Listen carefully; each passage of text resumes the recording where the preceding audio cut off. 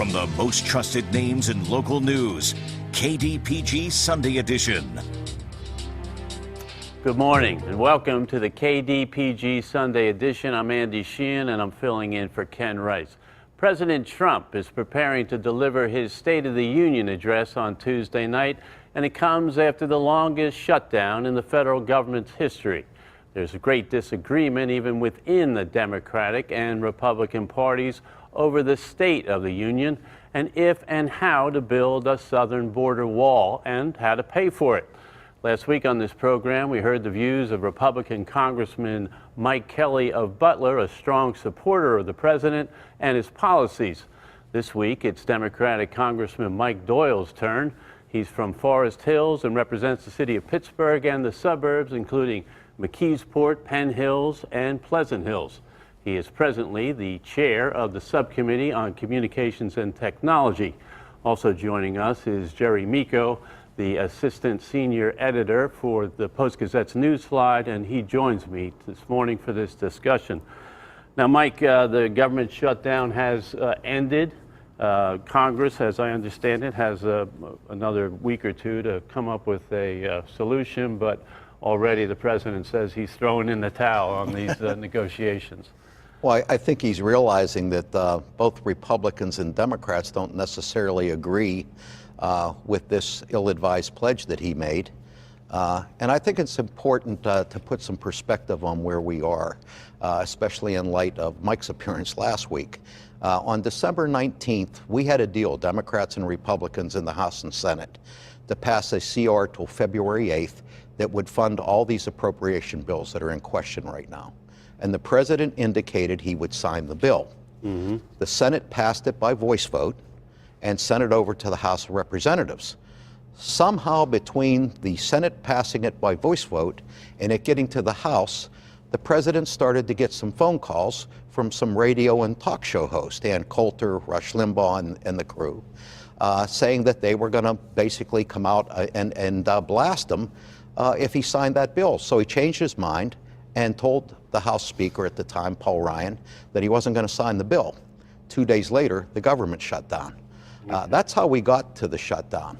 That's where we are right now, but people have now grown tired of this debate now. You stand with the Speaker, Pelosi, saying that, not $1 or maybe, some money for this wall.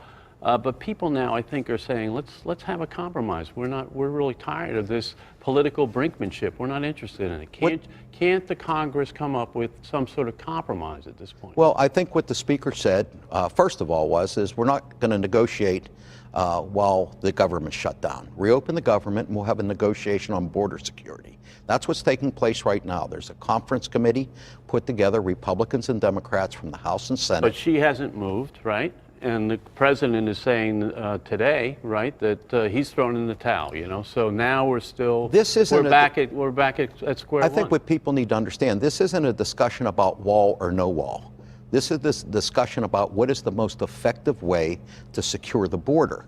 Just because the president said he wanted to build some big, beautiful wall across the southern border doesn't mean that's the best way to secure the border and the most efficient use of taxpayers' dollars. So what we're committed to doing, along with Republicans, is saying what's the most effective way to do this and secure the border.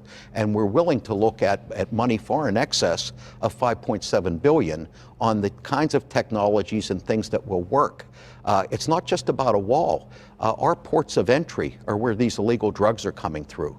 We don't have enough equipment to scan every truck that's coming through. We're talking about 1,000 more border agents down on the border and more sophisticated equipment so that we can do a better job of scanning the border. So if you frame this on a wall or no wall kind of question, then you're going to have the stalemate. What about some wall? What about some fencing? There's obviously going to be places where that makes sense. Mm-hmm. And I think when you see the final report from the conference committee, it'll be reflected that way. So that's what we're seeing flexibility right now on both sides. I think both sides understand that to reach an agreement, we're going to have to do a number of things. But the idea that all the money, $5.7 billion, is just going to build a wall, that's not going to happen. Not going to happen. Because it's not the best way to use the money. Mike, can you get Republicans from the Senate in particular, because if you can get a bill out of conference, the House likely will pass it if it meets everything that the Democrats want. Can you get Mitch McConnell and the Republicans in the Senate on board with it if there's less than $5.7 billion for border security in it? Or do you think it'll be there? My sense is that the Republicans in the Senate have grown tired with the shutdown and that they don't want to shut the government down a second time, which is what will happen February 15th if we don't have an agreement. So I think if the conference committee reaches an agreement, I think you'll see the Senate vote for that and the House vote for that. So the State of the Union is going to go on, right? You're going to allow the president into your chamber? On Tuesday. Uh-huh. What do you expect to hear? I expect the president's going to try to justify his case for the wall. I don't think that'll be a big shock if he does that. You know, this is a president that in his own mind sees things differently than a lot of the experts do. We just recently saw him tell his intelligence chiefs after they gave a report on the state of our foreign affairs that they were naive and mistaken. So this is a president that thinks he knows more than the generals, knows more than the intelligence services, and thinks he knows the best way to secure the border, which is to build a big wall across the southern border, which just isn't going to happen. Now that the Democrats are in power in the House of Representatives, do you fear, as some Americans fear now, that this is going to become a political arena now, a fight with the president, investigations, that an agenda won't be moving forward at all? Well, I hope not. I mean, there's a lot of things we want to do as Democrats in the House of Representatives, key to that being an infrastructure bill.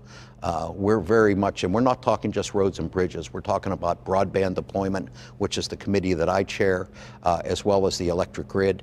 There's things that we want to do. However, we also have oversight responsibilities, and that's part of our job, is to provide oversight over agencies of government, because this is three branches of government, and we're a co-equal branch to the executive branch. So we should do our job, but I don't think anybody is looking forward to having this be a situation where we're not moving the country forward because we're obsessed with investigating the president. I don't think that's what you're going to see from our committees.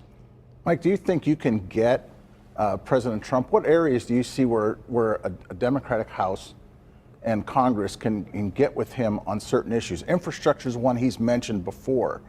He may be thinking roads and bridges. I know the subcommittee you chair, and broadband's important, electrical grid's important. A lot of people think electrical grid is a vulnerable area right now that might be a soft area, maybe for attack even. But what areas do you think you can get cooperation with the White House and maybe move forward an agenda in the next 2 years? Because, you know, once an election season really gets going, and of course, for president, that's already started. You've got Democrats of 4 or 5 people in. What areas do you think he might mention in the speech, and areas you think that the House can work with him? Well, I hope he will. I mean, obviously, infrastructure is one area where the president said that he wants to do this, and he wants to do it in a bipartisan way. So we're looking forward to that, and happy to work with him if it's a real infrastructure bill. The other one is prescription drug prices. The president has mentioned this time and time again, that he thinks they're too high and he wants to work to lower them. Democrats will be happy to work with this president on lowering prescription drug prices as long as that's what he really wants to do. I mean, the devil is always in the details with this president. He says a lot of things. He changes his mind frequently. And I think, you know, what we're looking is to have substantive discussions with him and to know who do we need to negotiate with. Oftentimes when you reach agreement with members of his cabinet or with his chief of staff or even the vice president, the president comes in the next day and changes the terms of the agreement. So I think that's the other thing, that we hope we can build a relationship where we can work with this president, but I think more directly work with Mitch McConnell and the Senate Republicans so that we can pass something that's bipartisan, that can pass the House and pass the Senate, and I think that's the highest chance of making sure the president signs it. And those would be the priorities, infrastructure and prescription drugs at this Well, point? those are two of the priorities. I mean, every committee has things that they want to do.